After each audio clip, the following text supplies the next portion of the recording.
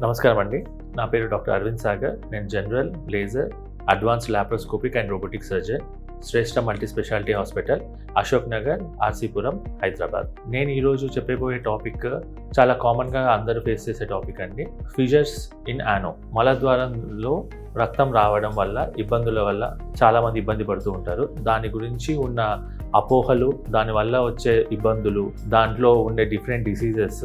మలద్వారంలో చాలామంది రక్తం రాగానే చాలామంది పైల్స్ ఉన్నాయి మాకు అని ఫిక్స్ అయిపోతారు. దానికి సంబంధించిన డీటెయిల్స్ కూడా తెలుసుకోకుండా చాలామంది మాకు పైల్స్ ఉన్నాయి, మాకు సర్జరీ చేయండి అని వస్తూ ఉంటారు. వాళ్ళకి నిజంగా అది పైల్సా, కాకుంటే అక్కడ ఇంకా వేరే ఇతర రకాల జబ్బులు ఏముంటాయి, దాంట్లో ఒకటైన ఫిషర్ గురించి మనం ఈరోజు తెలుసుకుందాం. ఫిషర్ ఇన్ యానో అంటారు. ఇది కామన్గా ఏంటంటే మలద్వారంలో చిన్న బ్రేక్ ఉండడం వల్ల, కట్ ఉండడం వల్ల దాంట్లోంచి రక్తం కారడం, మోషన్ టైట్గా రావడం, నొప్పి రావడం ఇలా జరుగుతూ ఉంటుంది. సో మోషన్ వెళ్ళే దారిలో చిన్న కట్ ఉండడం వల్ల పేషెంట్స్ చాలా ఇబ్బంది పడుతూ ఉంటారు. ఆ కట్ని మనం ఫిషర్ ఇన్ యానో అంటాము. ఆ కట్ ఉండడం వల్ల దాని చుట్టూ ఉన్న మజిల్స్ అన్ని స్పాజంలోకి వెళ్ళిపోయి గట్టిగా ప్రెషర్ ఇంక్రీజ్ అయిపోయి తర్వాత రావాల్సిన మోషన్ మీద కూడా ఇబ్బంది చూపించేసి చాలా సివియర్గా పెయిన్ సఫర్ అవుతూ ఉంటారు. సో దీనికి సంబంధించిన డీటెయిల్స్ నేను చెప్తాను ఇప్పుడు. సో ఫిషర్ ఇన్ యానో ఇది మోషన్ ఎప్పుడైనా గట్టిగా హార్డ్గా వెళ్ళినప్పుడు కానీ, సివియర్ డయేరియా అంటే విరోచనాలు చాలా ఎక్కువగా అయినప్పుడు, మోషన్స్ చాలా ఎక్కువ సార్లు లూజ్ మోషన్స్ అయినప్పుడు, లేదా కాన్స్టిపేషన్ అంటాం మలబద్ధకం ఉన్నప్పుడు, రేర్గా inflammatory bowel disease, Crohn's disease అని ఉంటాయి, వాటి వల్ల కానీ ఈ ఫిషర్స్ అనేవి రావచ్చు.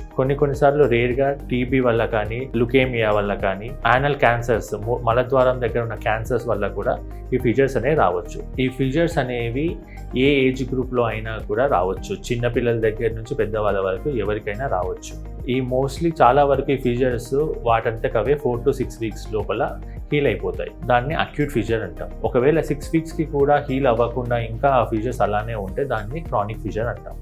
సో ఈ ఫిషర్స్ వల్ల ఏ ఇబ్బందులు వస్తాయి, ఫిషర్స్ అని ఎలా తెలుసుకోవాలి? మొదటిగా మోషన్ వెళ్ళేటప్పుడు చాలా సివియర్గా పెయిన్ వస్తుంది. తర్వాత మోషన్ వెళ్ళిన తర్వాత బర్నింగ్ సెన్సేషన్, ఒక మంట లాంటి ఫీలింగ్ చాలా గంటల వరకు అలానే ఉంటుంది. నెక్స్ట్ మోషన్ వెళ్ళే దారిలో ఇచ్చింగ్ అంటే దురదలా ఉంటుంది, చాలాసేపు వరకు దురదలా ఉంటుంది. అండ్ మోషన్ వెళ్ళే దారిలో ఏదో చిన్న పిలకలాగా తగులుతుంది, స్కిన్ ట్యాగ్ అంటారు దాన్ని, అలా పిలకలా తగులుతూ ఉంటుంది.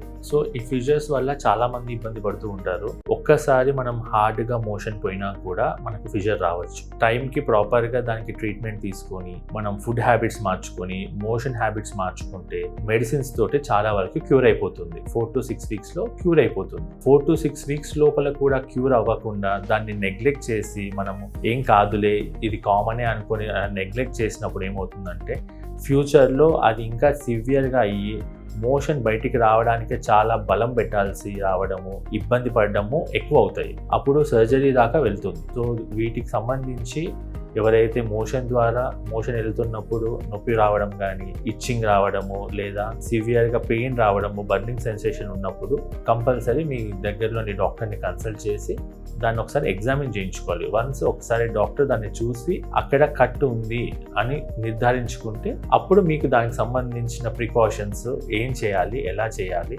దేనివల్ల వచ్చింది, దానికి సంబంధించిన ఇన్వెస్టిగేషన్స్ అన్నీ చేసి మీకు ప్రాపర్గా గైడ్ చేస్తారు. వీటిని చాలా వరకు మొదటి స్టేజ్లో మనం ముందే గమనించగలిగితే తొందరగా ఓన్లీ మెడిసిన్స్ తోటి, ఫుడ్ హ్యాబిట్స్, మన డే టు డే యాక్టివిటీస్ని కొంచెం మార్చుకొని తగ్గించుకోవచ్చు. లేదు అని నెగ్లెక్ట్ చేసామంటే దీని సర్జరీ దాకా వెళ్తుంది.